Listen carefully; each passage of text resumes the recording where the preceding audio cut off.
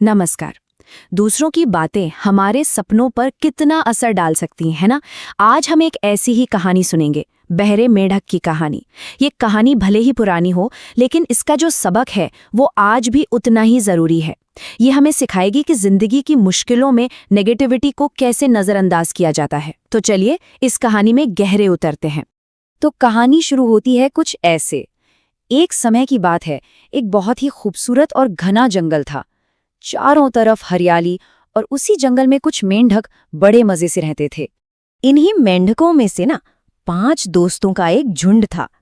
वो जंगल में घूमने के लिए निकले, अपनी ही धुन में टर टर करते हुए उछलते कूदते अपने सफर का मजा ले रहे थे। सब कुछ एकदम बढ़िया चल रहा था, लेकिन कहते हैं ना, जिंदगी में कभी भी कुछ भी हो सकता है। और वही हुआ। अचानक उन 5 में से 3 मेंढकों का पैर फिसला और वो सीधे एक बहुत बड़े और गहरे गड्ढे में जा गिरे। जरा सोचिए, एक पल में सब कुछ ठीक और अगले ही पल पूरी कहानी बदल गई। 5 में से 3 दोस्त नीचे अंधेरे में फंसे थे और 2 ऊपर किनारे पर खड़े थे, एकदम घबराए हुए। गड्ढा इतना गहरा था, मतलब इतना गहरा कि देखकर ही लगे कि भाई यहां से निकलना तो नामुमकिन है। सवाल यही था, क्या वो बेचारे कभी बाहर आ भी पाएंगे?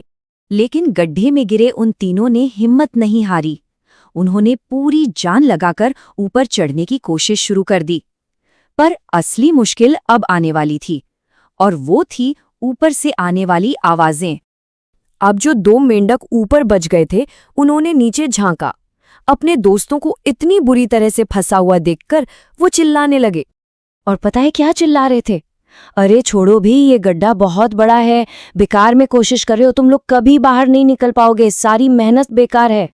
और बस इन बातों का असर होना शुरू हो गया। जो पहला मेंढक था, उसके दिल में ये बातें चुभ गईं। उसको लगा कि हाँ यार, दोस्त सही तो कह रहे हैं, और बस उसने हिम्मत छोड़ दी। उम्मीद का धागा टूट गया और वो हार मानकर एक कोने में बैठ गया। तो अब गड्ढे में बचे 2 मेंढक। एक तो था जो, अरे वो तो अभी भी लगा हुआ था पूरी जान से, लेकिन जो दूसरा था ना, वो कोशिश तो कर रहा था, पर कहीं ना कहीं उसका हौसला डगमगा रहा था। ऊपर से आवाजें और तेज हो गईं, और भी ज्यादा चुभने वाली। मान जाओ, अब तो मान जाओ, लगता है तुम्हारी पूरी जिंदगी अब इसी गड्ढे में कटेगी। और बस यही वो शब्द थे जिसने दूसरे मेंढक की भी हिम्मत तोड़ दी। उसका जो थोड़ा बहुत हौसला बचा था ना, वो भी खत्म। उसने भी मान लिया कि यहां से निकलना नामुमकिन है, और वो भी जाकर पहले वाले के पास बैठ गया। 2 ने हार मान ली थी, पर एक था जो अभी भी लड़ रहा था, अकेला पर लगा हुआ था, ऊपर चढ़ने की कोशिश करता रहा। अब तो ऊपर वाले मेंढक भी झुंझला गए। वो सीधे उसको देखकर चिल्लाए, अरे भाई, सुन नहीं रहा है क्या हम क्या कह रहे हैं? जब उन दोनों ने हार मान ली है तो तू क्यों अपनी जान दे रहा है? पर कमाल की बात ये थी कि उन बातों का उस मेंढक पर कोई असर ही नहीं हो रहा था। वो बस कोशिश करता रहा, लगा रहा, एक और छलांग, फिर एक और, गिरता पर फिर उठता। और फिर वो हुआ जिसकी किसी ने उम्मीद नहीं की थी।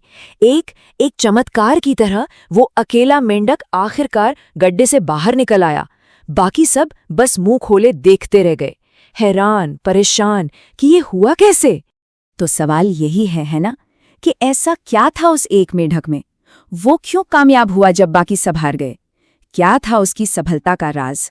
वो बाहर निकल कैसे गया जब 2 और थे, शायद उतले ही ताकतवर, पर उन्होंने तो हार मान ली थी? तो इसका जवाब बहुत ही सिंपल है, लेकिन बहुत गहरा। वो मेंढक बहरा था।